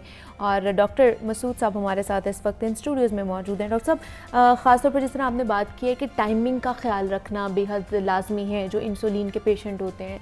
हमने देखा है कि बहुत से जो बुज़ुर्ग हजरात होते हैं जिन लोगों को इंसुलिन लग रही होती है तो वो अपना टाइम पे इंसुलिन लेना भूल जाते हैं, तो उसकी वजह से उनकी जो तबीयत है बहुत ज़्यादा बिगड़ जाती है। तो उस सिनेरियो में क्या कर सकते हैं? ये जो जैसे मैंने अर्ज किया था कि पहले जो बड़ी उम्र के लोग हैं या जो बहुत शुरू में इंसुलिन इस्तेमाल करें उनमें ये प्रॉब्लम आ सकती है क्योंकि अभी वो ट्रेन नहीं हुए होते। इसलिए जब आप इंसुलिन स्टार्ट करते हैं तो अंडर मेडिकल सुपरविजन करनी चाहिए या घर का कोई जिम्मेदार बच्चा, घर के लोग भी भूल गए हैं तो फिर क्या करें? हाँ, फिर तो ये है कि आप जब भी किसी को इंसुलिन स्टार्ट करते हैं तो डॉक्टर उसको एक चैलेंज डोज देते हैं और उसको ये अलामतें बाकायदा उसके ऊपर तारी करके दिखाते हैं कि अगर ये अलामात तारी हो जाएं तो इसका मतलब फ़ौरी तौर पे आप ये समझें कि इंसुलिन की मिकदार ज़्यादा है और आपके जिस्म में शक्कर की मिकदार, शुगर की मिकदार कम हो रही है।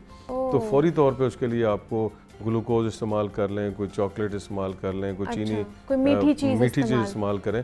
और जब आप मीठी चीज़ इस्तेमाल करते हैं तो ब्लड शुगर एकदम बेहतर होता है और बैलेंस होना शुरू। तो वो कौन सी अलामात हो सकती हैं? देखिए, एकदम कभी सा तारी हो जाना, जिस्म के अंदर नकाहत होना, ऐसे लगना जैसे कोई गनूदगी सी आ रही है और बंदे की ओरिएंटेशन ख़राब होना, और उससे पहले अगर आपने इंसुलिन लगाई है तो आप फौरी तौर पे ये समझें कि ये शायद शुगर की कमी की वजह से ये अलामात हो रहे हैं। अगर इसके बावजूद कोई एक्शन नहीं लिया जाता तो बाज़ दफ़ा बेहोशी भी हो सकती है, और अगर इससे भी ज़्यादा बात चली जाए तो ज़िंदगी को ख़तरा हो सकता है। तो इसलिए इसका आसान सा हल है, आप चीनी इस्तेमाल कर लें। अच्छा। आप बहुत सारे जो इंसुलिन इस्तेमाल करते हैं उनको डॉक्टर ये रिकमेंड करते हैं कि शुगर का एक छोटा सा पैकेट या कोई चॉकलेट या कोई टॉफ़ी हर वक्त अपनी जेब में रखें। जब भी ये अलामात आती हैं तो आप इस्तेमाल करें, इसलिए कि शुगर की जो कमी है वो इंसान के इंटरनल ऑर्गन को डैमेज कर सकती है, ख़तरनाक हो सकती है। और शुगर अगर थोड़ी देर ज़्यादा भी हो जाए तो उससे इतना तेज़ी से नुकसान नहीं होता जितना शुगर की कमी की वजह से होता है। ओके, तो इसलिए इसका ख़ास तौर पर ख्याल रखना होता है जो शुगर के पेशेंट्स हैं। अच्छा, दूसरा सर, क्या इंसुलिन के अलावा भी कोई मौसर तरीका इलाज है? देखिए, नहीं, ये लास्ट स्टेज है हमारा नहीं, हमारा जो लोगों का एक आम तौर पे ख्याल है कि जी इंसुलिन लग गई तो उसके बाद अब बस समझें कि आखिरी स्टेज आ गई है, इसके बाद क्योंकि हमारे यहाँ पे माइंडसेट ये है ना कि अगर आपको इंसुलिन लग रही है तो इसका मतलब कि ये आखिरी स्टेज है। नहीं, ऐसा नहीं है। सबसे पहले एक तो ये है कि हमारे लोग उसको स्टेप बाय स्टेप नहीं जाते जी। जब भी डायग्नोज हो जाए कि डायबिटीज़ है तो उसके कुछ स्टेप्स हैं। पहला स्टेप तो ये है कि आपने डाइटरी मॉडिफिकेशन करनी है। उसमें आपने बेकरी आइटम नहीं लेने, रिफाइंड शुगर्स का इस्तेमाल नहीं करना, कोई स्वीट चीज़ें इस्तेमाल नहीं करनी, फल जो बहुत ज़्यादा मीठे हैं उनकी एक लिमिटेड मकदार इस्तेमाल करनी है, और ज़्यादातर कुदरती ज़राए से जो अनरिफाइंड चीज़ें हैं जो नेचुरल तरीके से मिल रही हैं उनके ऊपर आपने डाइट बेस करनी है। और उसके बाद दूसरे नंबर पे आपने जो हरकत और मामूलात हैं, जो वर्जिश है, वॉक है, उसको आपने अपनी रूटीन का हिस्सा बनाना है। ऐसे लोग जो हमने देखा है कि डाइट कंट्रोल करते हैं और साथ साथ एक्सरसाइज करते हैं या वॉक को अपना रूटीन में शामिल करते हैं, हाँ, उनका जो शुगर लेवल है बहुत हद तक कंट्रोल रहता है। और इनिशियल फेज के ऊपर जबकि शुगर निस्बतन कम हो तो सिर्फ दो चीज़ें अगर आप कर लें, डाइट मॉडिफाई कर लें और एक्सरसाइज को अपना रूटीन बना लें, तो बाज़ दफ़ा आपको किसी दवा की ज़रूरत नहीं होती। अगर इसके इन दोनों के बावजूद आप समझते हैं कि शुगर कंट्रोल नहीं हो रही और उसका लेवल बढ़ता जा रहा है, तो फिर आपको टैबलेट्स की तरफ जाना पड़ेगा। वो फिर डॉक्टर आपको पहले एक गोली से स्टार्ट करेगा, अगर उससे कंट्रोल नहीं होता तो फिर शायद 2 टैबलेट्स के ऊपर कॉम्बिनेशन पे आएगा। अच्छा, ठीक है। अगर वो सारा स्टेप गुजर गया तो फिर आप इंसुलिन पे जाएंगे। लेकिन बाज़ दफ़ा ये होता है कि कुछ ऐसे हालात बनते हैं जब आपको इंसुलिन की ऑफ एंड ऑन ज़रूरत पड़ सकती है। मसलन एक मरीज़ है, वो बहुत ज़्यादा बीमार हो जाता है, बहुत ज़्यादा इन्फेक्शन उसके अंदर हो जाती है, या उसके अंदर एक हम कहते हैं डायबिटिक कीटोएसिडोसिस के ऑल ऑफ ए सडन उसका जो ब्लड शुगर है इस लेवल पे चला जाता है कि उसके अंदर केमिकल चेंजेस, कीटोन्स बनना शुरू हो जाती हैं। सो ये वो चीज़ें हैं जिसमें आपको टैबलेट की बजाय all of a sudden insulin पे स्विच करना पड़ेगा, लेकिन ये आर्जी होता है। जैसे इन्फेक्शन कंट्रोल होगी, सर्जरी होगी या डायबिटिक कीटोएसिडोसिस कंट्रोल होगा तो फिर आप दोबारा टैबलेट्स पे आ जाएंगे। इसी तरह से जो ख़वातीन हैं जो कि टैबलेट्स के ऊपर अपना इंसुलिन अपना शुगर कंट्रोल कर रही थी, जैसे ही प्रेगनेंसी होती है तो उनको ऑल ऑफ ए सडन आपको इंसुलिन पे स्विच करना होता है। अच्छा, और उसके बाद डिलीवरी के बाद दोबारा आप टैबलेट्स के ऊपर आ जाते हैं। सो ये कहना कि एक दफ़ा इंसुलिन लग गई है और ये आखिरी है, ये ऐसा नहीं होता। बाज़ दफ़ा डॉक्टर आपकी कंडीशन के मुताबिक भी इंसुलिन एडवाइस करता है और जो कि बाद में कंडीशन ओवर होने के बाद। अच्छा, दूसरा डॉक्टर साहब कहा जाता है कि शायद ज़्यादा मीठा खाने से भी आपको शुगर हो सकती है, क्या ये फैक्टर हो सकता है मीठा खाने से? डायबिटीज़ एक मल्टी फैक्टोरियल डिजीज़ है। सबसे पहली बात तो ये कि आपकी जीन्स में होनी चाहिए, कोई जीन आनी चाहिए फादर की तरफ से या मदर की तरफ से।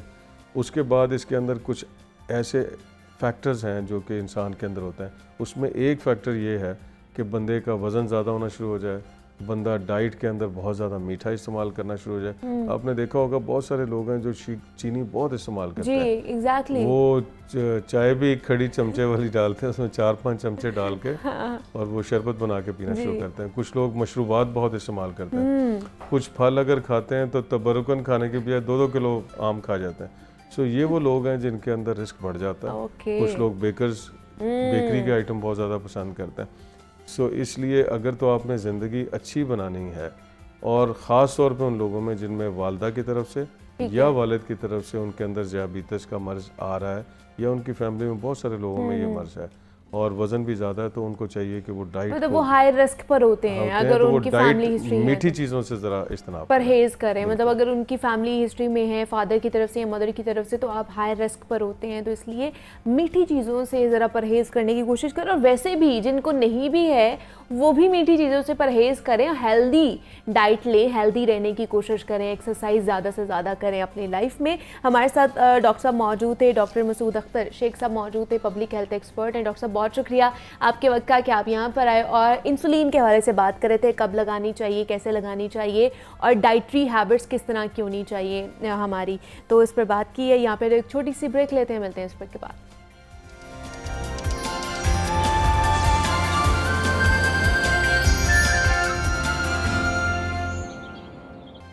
वेलकम बैक टू जागो लाहौर। जनाब अब हमने कुछ बात करनी है what is the difference between food allergy and sensitivity, because कुछ लोग ऐसे होते हैं जिनको हर खाना सूट नहीं करता है और उनकी तबीयत या जिस्मानी रुझान ऐसा होता है कि वो इसके बरक्स कुछ भी खा लेते हैं ना तो उन्हें एलर्जी होना शुरू हो जाती है, उन्हें वो ग़िज़ा ही रिएक्ट कर जाती है।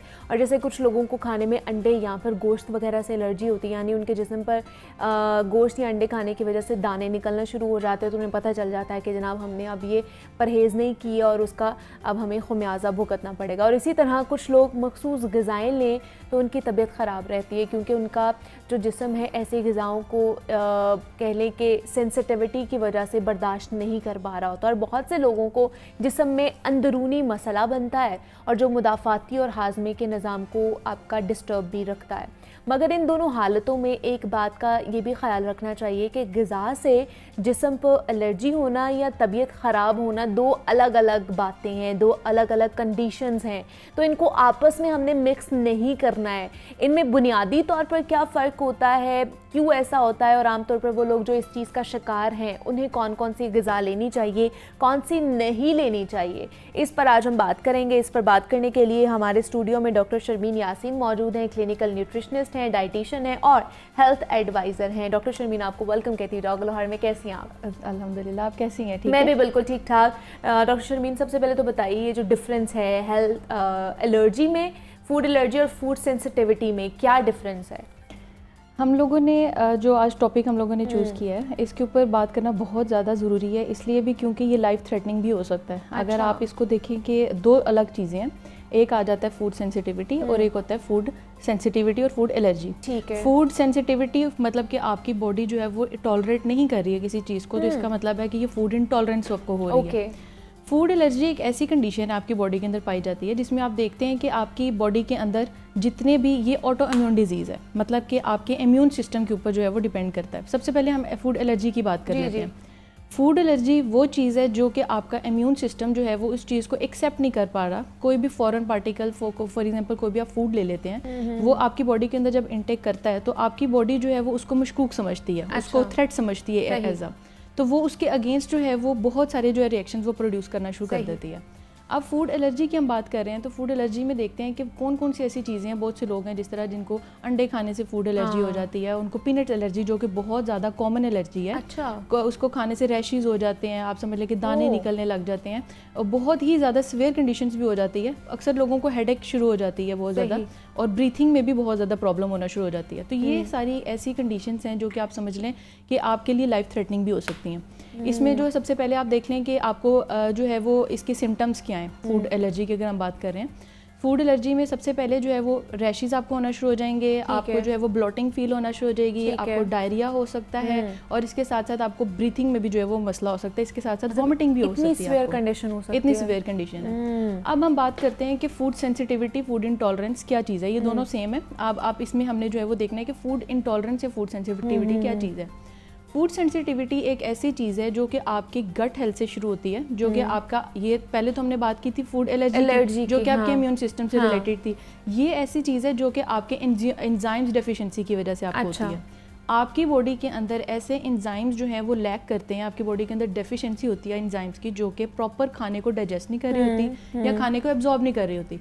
आपको पता है जब हम खाना खाते हैं तो उसकी ब्रेक डाउन होती है हमारे स्टमक वगैरह, सारा एक लंबा प्रोसीजर होता है। अगर हम उसको देखें, इसकी पैथोफिजियोलॉजी की तरफ अगर हम जाएं तो इसमें ये होता है कि आपकी जो ब्रेक डाउन है एंजाइम्स की, अब फॉर एग्जांपल हम समझ लें कि लैक्टोज लोगों को जो है वो सूट नहीं करता, इंटॉलरेंस है। एग्जैक्टली, मिल्क से भी होता है, दही से भी, मतलब जितने भी मिल्क प्रोडक्ट्स होते हैं, मिल्क है, चीज़ है, आपके पास आ जाता है, एग्स आ जाते हैं, फिर आपके पास जो है वो योगर्ट आ जाता है। ये वो सारी चीज़ें जो लोगों को उनकी बॉडी जो उस चीज़ को टॉलरेट नहीं कर पाती है। तो लैक ऑफ एंजाइम्स की वजह से जो आपके एंजाइम्स थे जिन्होंने इन सारी चीज़ों को ब्रेक डाउन करना था वो आपकी बॉडी में मौजूद नहीं है। ओके, अब हम ये देखते हैं, हम रेस्टोरेंट्स में जाते हैं अक्सर, दो दोस्त आपस में रेस्टोरेंट में गए, वही चीज़ आपका जो है वो एक दोस्त खा रहा है और वही चीज़ आप नहीं खा पा रहे हैं। तो हर चीज़ अल्लाह ताला ने हर इंसान के लिए नहीं बनाई होती है। तो हर इंसान का जो है वो मेटाबॉलिज्म जो है वो अलग होता है, बिल्कुल। अब ये जिस तरह कोरोना वायरस आया था उसमें भी आप देखें कि बहुत से लोग ऐसे थे जो इस चीज़ से सर्वाइव कर गए थे, लेकिन बहुत से ऐसे लोग थे जो इससे सर्वाइव नहीं कर पाए और उनकी डेथ्स भी हो गई हैं। तो ये भी आप समझ लें कि एक टाइप ऑफ एलर्जी है कि आपकी बॉडी के अंदर फॉरेन पार्टिकल्स, और दोनों ही जो है वो फूड से रिलेटेड ही है। एग्जैक्टली, फूड से ही आपको फूड एलर्जी भी होगी और फूड सेंसिटिविटी भी हो जाएगी। बिल्कुल, ये फूड से ही रिलेटेड है कि ये दोनों कंडीशंस जो हैं ये दे बोथ आर डिफरेंट, लेकिन इनके आप समझ लें कि माइट भी इनकी कॉजेज जो हैं वो डिफरेंट हैं, सिम्टम्स इनके सेम हो सकते हैं। जैसे मैंने आपको बताया कि रैशेस हो जाते हैं, इचिंग होना शुरू हो जाती है, और ये सेंसिटिविटी में भी यही चीजें होंगी। नहीं, ये मैं आपको बताने लगी हूँ। एलर्जी में जो है आपको जो है वो रनी आइज आपके हो जाती हैं, रनी नोज आपका हो जाता है, इचिंग हो सकती है, आपको डायरिया हो सकता है। अब जो आपकी सेंसिटिविटी है उसके अंदर सिर्फ आपको स्टमक रिलेटेड इश्यूज जो है आपको वो हो सकते हैं, जिस तरह आप कह लें डायरिया हो सकता है, या आपको वॉमिटिंग बहुत ज़्यादा होना शुरू हो जाती है, स्टमक में क्रैम्प्स पड़ना शुरू हो जाते हैं, या आईबीएस इरिटेबल बाउल सिंड्रोम जिसको हम कहते हैं, ये इसकी मेजर टाइप है कि अगर आपको कोई फूड आपके बॉडी टॉलरेट नहीं कर पा रही है तो आपको आईबीएस हो जाता है। अब आप देखिए कि आईबीएस के जो पेशेंट्स हैं वो उनको ईयर्स लग जाते हैं, बहुत साल लगते हैं कि वो इस चीज़ से फाइट कर रहे हैं और उनको नहीं पता लगता कि हम लोगों ने जो है वो इसको किस तरह से इसका हम छुटकारा पा सकते हैं। तो फिर क्या कर सकते हैं, उनके पास कोई अल्टरनेटिव्स हैं इसके? बिल्कुल, इसके अल्टरनेटिव्स भी हैं, लेकिन इसका सबसे पहले मैं जो सजेस्ट करती हूँ अपने क्लाइंट्स को या अपने पेशेंट्स को, वो ये बात है कि आप जो है वो ब्लड टेस्ट अपना करवाएं। सबसे पहले तो ब्लड टेस्ट है जिसमें IgE टेस्ट करवाते हैं, MRT टेस्ट हम करवाते हैं। ये दो एक ऐसे टेस्ट हैं जिसमें आप समझ लें कि आपकी ब्लड से पता चल जाता है कि आपको कौन कौन सी जो है वो फूड एलर्जी या फूड सेंसिटिविटी आपको हो चुकी है। IgE जो है वो फूड एलर्जी का है और जो MRT जो मैंने आपको बताया वो आपका जो है वो सेंसिटिविटी। ठीक है, ये लाइक जिस तरह आप समझ लें कि ग्लूकोज का टेस्ट हम लोग करते हैं या हम लोग डायबिटीज़ जो लोग हैं वो टेस्ट करते हैं, आपके थोड़ा सा पैच से आप ब्लड निकालते हैं और उसको फिर जो है वो मशीन के अंदर डालते हैं, आपको पता चल जाता है, विद इन डेज पता लगता है। ये आपको फ़ौरन नहीं पता चल सकता, इसके पीछे एक बहुत लंबा प्रोसीजर होता है जो कि लेबोरेटरीज में जाके देखा जाता है, लेकिन आपको पता लग जाता है कि आपको किस वजह से जो है वो फूड एलर्जी है। अब मेरे पास एक क्लाइंट थी, उनको तकरीबन 1 से 2 साल हो गया, वो IBS के पेशेंट हैं और उनको पता ही नहीं चल रहा कि उनको किस चीज़ से जो है वो एलर्जी हुई है या किस चीज़ से उनको फूड सेंसिटिविटी है। तो उनको जो था वो एलर्जी नहीं थी, उनको फूड सेंसिटिविटी थी जिसकी वजह से उनको IBS हुआ। तो क्या कभी ऐसे हो सकता है कि एक दफ़ा वही चीज़ खाई है तो हमें उतना रिएक्ट नहीं किया है हमारी बॉडी, और एक दफ़ा हमने खाई है वही चीज़ तो वो बहुत ज़्यादा रिएक्ट कर गई और कंडीशन बहुत ज़्यादा ख़राब होगी, इस वजह से भी लोगों को समझ नहीं आ रही थी ना कि हमारी सेंसिटिविटी है या एलर्जी है? बिल्कुल, ये आपने बहुत ही अच्छा सवाल किया है और ये बहुत कॉमन चीज़ है। अगर मैं अपनी बात करूं, मैं अगर देखूं तो मुझे जो है वो एप्पल से एलर्जी है, ठीक है। अच्छा। अगर कुछ सीजन्स ऐसे होते हैं जिसमें रेड एप्पल अगर मैं खाती हूँ तो मुझे उससे एलर्जी हो जाती है। अगर मैं ग्रीन एप्पल्स लूंगी जो कि सिट्रस होते हैं उससे मुझे एलर्जी नहीं होती है। तो ये आप समझ लें कि बहुत सी बॉडी की टाइप, आप कह लें कि एक बॉडी की टाइप है उसको ये चीज़ सूट करती है और ये बॉडी की टाइप है जिसको ये चीज़ सूट नहीं करती है। तो आपने, अब मैं आपको एक मज़े की बात बताती हूँ कि जो फूड एलर्जी होती है उसके अंदर अगर आपको फॉर एग्जांपल किसी चीज़ से एलर्जी है, लेट्स सपोज आपको पीनट एलर्जी है, आपको लैक्टोज की एलर्जी है या किसी भी चीज़ से आपको जो है वो सेंसिटिव एलर्जी की आपकी बात करें, तो एलर्जी अगर आपको किसी चीज़ से, तो आप वो बिल्कुल अपनी लाइफ से जो है वो रिस्ट्रिक्ट कर दें, क्योंकि निकाल ही दें उसको। बिल्कुल, ये एक हैसल क्रिएट करता है आपकी लाइफ के अंदर, लेकिन इट माइट भी आपके समझ लें कि लाइफ थ्रेटनिंग हो सकता है, आपकी से जान भी जा सकती है। अब देखना ये ज़रूरी होता है कि आपके जो भी आपको प्रोडक्ट आप खा रहे हैं, आप मार्केट से परचेज कर रहे हैं, कैन फूड ले रहे हैं, प्रोसेस फूड ले रहे हैं या कोई भी चीज़ ले रहे हैं, उसके पीछे आपको लिखा हुआ मिलता है न्यूट्रिशनल फैक्ट्स के बारे में, जो हम नहीं पढ़ते, एग्जैक्टली। तो उसको पढ़ना बहुत ज़रूरी है। उसके पीछे ईच एंड एवरीथिंग आपको पता चल जाती है कि इसके अंदर कितने % आपको एनर्जी मिल रही है, क्या क्या चीज़ें इसके अंदर, कार्ब्स कितने हैं, प्रोटीन कितने हैं, फैट्स कितने हैं। या अगर आपको एलर्जी है उसके नीचे उन्होंने हाईलाइट करके लिखा होता है बाकायदा, जो कि हम नहीं पढ़ते, कि अगर आपको आपकी बॉडी लैक्टोज इंटॉलरेंस नहीं आपको अगर आपको करती तो आप जो है वो ये चीज़ आप नहीं ले सकते हैं। अगर आपकी बॉडी ग्लूटन नहीं आपको टॉलरेट कर रही है आपकी बॉडी, तो आप ये नहीं लें। उसको पढ़ना बहुत ज़रूरी है और वो लिखा भी इसीलिए होता है। लेकिन अब जैसे मैंने बात की है कि बहुत से जो लोग हैं वो अंडे या गोश्त से एलर्जी उन्हें होती है या फूड सेंसिटिविटी होती है, तो उनके बाल गिरना शुरू हो जाते हैं या कमज़ोरी होना शुरू हो जाती है, तो डॉक्टर उन्हें ये रिकमेंड करते हैं कि आप जी अंडे खाएं या प्रोटीन का ज़्यादा से ज़्यादा इस्तेमाल करें, तो वो तो नहीं खा सकते हैं, तो फिर उनके लिए क्या ऑल्टरनेटिव्स हो सकते हैं? ठीक है, अगर आपको अंडे से एलर्जी है तो आपके पास जो है वो बहुत से इसके सब्स्टिट्यूट आपको मिल जाते हैं। जैसे फॉर एग्जांपल अगर आप प्रोटीन की बात करते हैं तो प्रोटीन आपको मीट से भी मिल जाती है, प्रोटीन के और बहुत से सोर्सेज हैं, जैसे आपको लेग्यूम से मिल जाती हैं, आपको और बहुत से सोर्सेज आपके पास आ जाते हैं। तो अगर अंडे की खाली बात करें तो अंडे का जो सब्स्टिट्यूट ये है कि फॉर एग्जांपल हो सकता है आपको अंडे के अंदर जो जर्दी है उससे आपको एलर्जी हो, आपको एग वाइट से ना हो। तो ये सारी चीज़ें देखने के लिए आपको ज़रूरी होता है कि आप अपना ब्लड टेस्ट जो है वो ज़रूर करवाएं। जिस तरह मैंने IgE की बात की थी। तो अब बात करते हैं हम मिल्क के बारे में। अब बहुत से लोग हैं जिनको दूध से एलर्जी होती है, तो दूध का जो है वो अल्टरनेट आप किस तरह से ले, अब जाहिर सी बात है अपनी बॉडी को आपकी रिक्वायरमेंट है कि उसने दूध लेना ही लेना है, या अक्सर लोगों का दिल भी चाहता है। तो अब हम इसके ऊपर बात करते हैं। अगर आपकी बॉडी जो है वो लैक्टोज इंटॉलरेंस मतलब उसके अंदर नहीं है, प्रोड्यूस हुई इतनी, आपका इम्यून सिस्टम इतना स्ट्रॉन्ग नहीं है, तो आप क्या करेंगे कि अगर आप दूध ले रहे हैं तो आपके पास बहुत सी और ऑप्शंस आ जाती हैं। जैसे फॉर एग्जांपल आपको काउ मिल्क नहीं सूट कर रहा तो आपके पास ऑप्शन आ जाती है सोय मिल्क आ जाता है, आपके पास बटर मिल्क आ जाता है, आलमंड मिल्क आ जाता है, कोकोनट मिल्क आ जाता है, सोय मिल्क आ जाता है। तो ये वो सारी चीज़ें हैं। राइस मिल्क भी बल्कि बहुत अच्छी आपके पास ऑप्शन आ जाती है। अगर तो आप अफोर्ड कर सकते हैं तो वेल एंड गुड, आप जो है वो मार्केट से इसको परचेज कर लें। अगर आप नहीं कर सकते हैं तो इसका बहुत आसान सा मेथड है जो मैं आपको बताती हूँ। आपने क्या करना है कि आलमंड्स लेने हैं, आलमंड्स उसको रोस्ट करना है थोड़ा सा, रोस्ट करने के बाद उसको ग्राइंड कर लें, पहले ग्राइंड कर लें फिर उसको रोस्ट कर लें। रोस्ट करने के बाद उसको थोड़ा सा हल्का सा बॉईल कर लें, उसके अंदर वाटर आप ऐड करेंगे तो आपका जो है ये वो आलमंड मिल्क बन जाएगा या कोकोनट मिल्क आपका घर में ही बन जाएगा। जो आपने बाहर मार्केट से जाके इतना महंगा जो परचेज करना है वो आप आराम से घर में बना सकते हैं। एग्जैक्टली। और दूसरी बात ये है कि अगर फॉर एग्जांपल आप ये सब कुछ नहीं अफोर्ड कर सकते, बहुत से लोग हैं आलमंड्स वगैरह भी नहीं अफोर्ड कर सकते, लॉन्ग टर्म इसको लेकर नहीं चल सकते, तो एक बहुत इसका अच्छा अल्टरनेट है वो आपके पास सत्तू आ जाते हैं। जो सत्तू हम लोग पीते हैं, जो बहुत एशियन टाइम से लोग इसको पीते आ रहे हैं। सत्तू का मतलब होता है कि 7 ग्रेन्स जो हैं वो आपको मिल रही हैं, मतलब 7 ग्रेन्स इसके अंदर है, जिसके अंदर कॉमनली हम देखते हैं वीट आ जाता है, राइस आ जाता है, कॉर्न आ जाता है। ये वो सारी चीज़ें हैं जो इसके अंदर आपको ऑलरेडी मिल जाती हैं। तो ये पैक ऑफ आप समझ लें कि रिच ऑफ न्यूट्रिएंट्स इसका अल्टरनेट आपको आप वो पी सकते हैं। अच्छा डॉक्टर शर्मीन, क्या ये हर उम्र में हो सकती है या कोई मखसूस एज है जहाँ पर ये होनी होती है? ओके, तो ये भी बहुत ही अच्छा आपने सवाल किया कि ये जो कंडीशन है, जिस तरह फूड एलर्जी की बात कर लेते हैं या फूड इंटॉलरेंस की बात कर लेते हैं। फूड इंटॉलरेंस जो है वो आप समझ लें कि आपकी बॉडी जो है वो अडॉप्ट करती है टाइम टू टाइम। अच्छा। लेकिन फूड एलर्जी आपकी जेनेटिकली भी हो सकती है, आपके जो जीन्स में है, अगर आपके फॉर एग्जांपल आपके पेरेंट्स को है या आपके दादी दादा को है तो वो आपको आगे जीन्स में ट्रांसफर होकर आपको ये चीज़ मिली है। अब आप देख लें जिस तरह के एस्थमा के पेशेंट्स होते हैं, एक्जेमा के पेशेंट्स होते हैं, ये सारी वो प्रॉब्लम्स हैं जो आपके ब्रीथिंग आपका जो प्रॉब्लम क्रिएट करती हैं। तो ये सारी चीज़ें जो आपको जेनेटिकली भी मिल जाती हैं या आपके टाइम टू टाइम भी डेवलप हो जाती हैं। अब बहुत से बच्चे होते हैं जो बहुत ही छोटी एज के अंदर उनको जो है वो काउ मिल्क सूट नहीं करता या उनको ब्रेस्ट मिल्क जो है वो उनको सूट नहीं करता। तो इसका जो है हम लोगों ने वो देखना होता है कि हम लोग जो है वो किस तरह से पेस्चराइज मिल्क हम उनको दे दें या हम किस तरह से उनको जो अल्टरनेट उनको दे सकते हैं। तो इसकी एज लिमिट आप कह लें कि कोई भी नहीं है, हो सकता है माइट भी आपको जेनेटिकली आपके आगे ट्रांसफर हुई हो या माइट भी आप समझ सकते हैं कि आपको जो है वो टाइमली जो है टाइमली भी या इन्वायरमेंटल फैक्टर भी हो सकता है कि आपको ये चीज़ जो है ये प्रोलॉन्ग कर जाए, लिंगर ऑन कर जाए। तो इसके लिए जानना कि आपको किस फूड से क्या एलर्जी है इसके बारे में जानना बेहद ज़रूरी है। हमारे साथ डॉक्टर शर्मीन यासीन मौजूद थी। डॉक्टर शर्मीन, बहुत शुक्रिया आपके वक्त का कि आप यहाँ पर आई और फूड एलर्जी और फूड सेंसिटिविटी के हवाले से हम बात कर रहे थे कि क्या डिफरेंस है इन दोनों में और किस तरह इनको डायग्नोज किया जा सकता है। तो इसी नोट पर हमें इजाज़त दीजिए, अपना बहुत सारा ख्याल रखिएगा। अल्लाह हाफ़िज़।